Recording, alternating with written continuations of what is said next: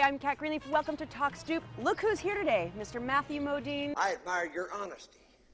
Hell, I like you. Actor and activist. I'm glad you referred to me as Mr. As opposed to? Well, just Matthew. I always think of you as such a California kid. But really, you're not from California at all. I was born in California. But spent your youth in Utah. In Utah. Are you Mormon? My dad joined the Mormon church for about 5 years because his mother told him it would be a good for business. Do you think polygamy is a good idea? It works for roosters, chickens. Well, in that case, Mr. Modine works for people. You know, I don't stand in judgment of anybody. If you can eliminate guilt from your life, then maybe it's okay to live that way. I unfortunately can't live that way, or fortunately. I mean, it's not a... I'm very happily married. What was the game changer movie for you? What took you from being just an actor to being a big star? A film I made with Robert Altman called Streamers. Hold on! Give me 10! Count off!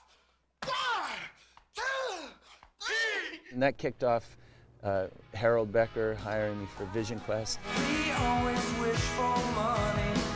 We always wish for fame. And then a classic. Vision Quest to going to work with Mel Gibson and Diane Keaton on Mrs. Soulful, and then Birdie with Alan Parker and co-starring Nicolas Cage, and then Full Metal Jacket. Hey, let me see your real war face!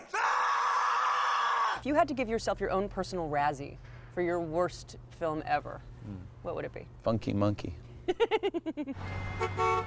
are you doing? Sorry. So I went over to meet this chimpanzee. What was her name? This older female. I don't remember her name. I want to forget it. And as soon as I put my hand out, For when you get lonely. There you go, buddy. she grabbed my arm, almost pulled it out of the socket, and bit me. And I still had, there's a tiny little red mark there where her tooth went into my hand. I don't know if you can see that little.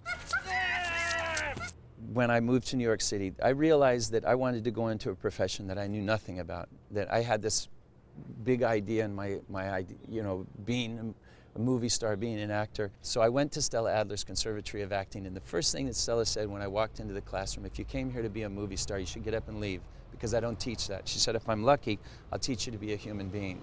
I love what you say about Stella teaching you how to be a human being. You know, there's that nonprofit where New York City school kids come to Stella Adler, they study acting for free. Since there's no acting in New York City schools, I don't know if everybody was aware of that, practically none. This is a way that kids can really learn.